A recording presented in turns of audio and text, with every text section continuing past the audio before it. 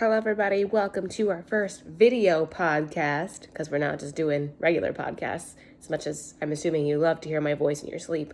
We're going to put a whole face to it, because eventually I do want people to come on to this, to record with me, have good conversation, kind of, that type of thing.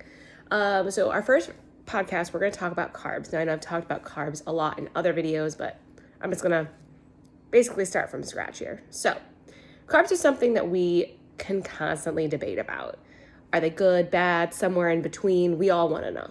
The truth is that no food is inherently bad or good. Food's just food. It always has been and it always will be. What that food does to your system, however, is different. The key with carbs is that there are two types. We have simple carbs, we have complex carbs. Again, try and get good and bad out of your vocabulary. That's not what we're trying to do here. Simple carbs break down faster in your digestive system, leading to insulin being released by the pancreas, leading to an increase in blood sugar throughout the body. Sometimes we need that so we can run our systems properly. However, too much, too often, can be harmful and lead to metabolic syndrome and type 2 diabetes. Your simple carbs are things like bread, pasta, potatoes, like baked goods, those types of things. Really any white food.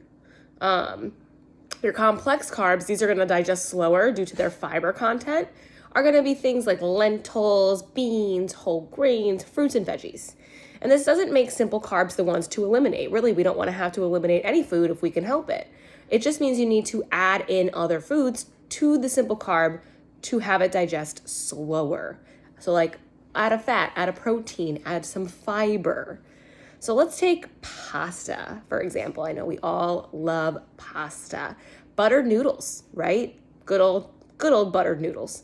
They're gonna digest way faster because you only have a little bit of fat slowing down the process. But if you add in some mixed veggies and some chicken to that same pasta, now you are slowing down the rate of digestion and causing less of a blood sugar spike. What about those bagels that you enjoy for breakfast? Because we love bagels. I wish I could have bagels every day. I love bagels. Absolutely do it. Just make sure you're adding maybe some eggs, some cheese, some avocado, maybe some turkey bacon. This again is going to do the same thing. You're going to turn your simple carb into a complex one, and it will keep you more full longer than just a plain bagel or like just eating some scrambled eggs.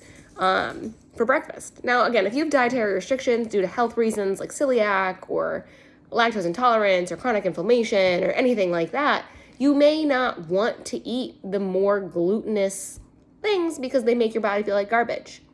Now, everyone's a little bit different, but we need to stop making carbs the villain when the true villain here is diet culture.